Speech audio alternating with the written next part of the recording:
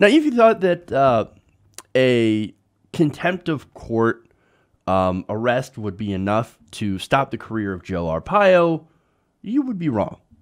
Because now, after Trump pardoned him, he is making a comeback to the Senate. He is actually running for Senate. In an interview with the Washington Examiner's David Drucker, Arpaio had officially announced his intention to seek the Senate seat that is being vacated by retiring Senator Jeff Flake. Jeff Flake, of course, is leaving because he apparently cannot stand Trump, even though he votes for things like the Trump tax cuts. Well, in reality, that's, of course, what a lot of Republicans were planning on doing. They were only staying for the Trump tax cuts. Hey, we're going to get gigantic tax cuts for our donors because that's what they want. Then they're going to give us fantastic jobs afterwards. So once that's done, we have no reason left to stay in the Senate. We're gone. We're going to go and work for our friends. We're going to be lobbyists. That's essentially what happened. So Jeff Flake, he's leaving, and here comes Joe Arpaio, fresh off a pardon, saying, hey, I would like to run. I'm pretty sure there's enough racist people in Arizona to help me at least win. Maybe win, or at least help me run. Oh, boy. So, now, you're going to love this interview, right? So, Arpaio's talking to Drucker, and he says, quote, I have a lot to offer. I'm a big supporter of President Trump. We'll see how far that gets you, since he's incredibly unpopular. He says, I'm going to have to work hard. You don't take anything for granted, but I would not be doing this if I thought that I could not win. I'm not here to get my name in the paper. I get that every day anyway.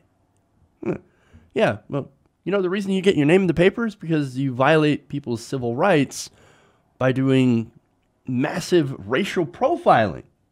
According to Raw Story's Brad Reed, Arpaio was recently pardoned by Trump, actually last year, after he was found guilty of contempt of court for willfully violating a federal judge's order to stop a program that would racially profile Latinos.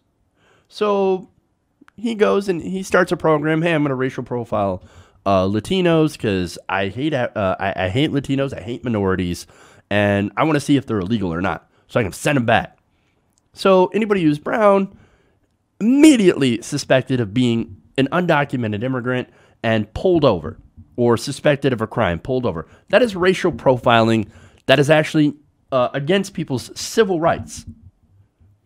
It's actually against their Fourth Amendment rights of illegal search and seizure, because basically what they're doing is that they're making it a case of, hey, look, he looks suspicious. Well, why does he look suspicious? Because he's Latino.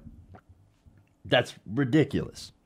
Now, back in 2011, of course, he was ordered by a federal judge to stop this. And despite this order, he said, no, you know what? No, I'm going to continue to racially profile people here, that are Latinos. I'm going to do it anyway. I don't care about the law. I don't care about civil rights. All I care about is hating Latinos. Well, look, you can't do that.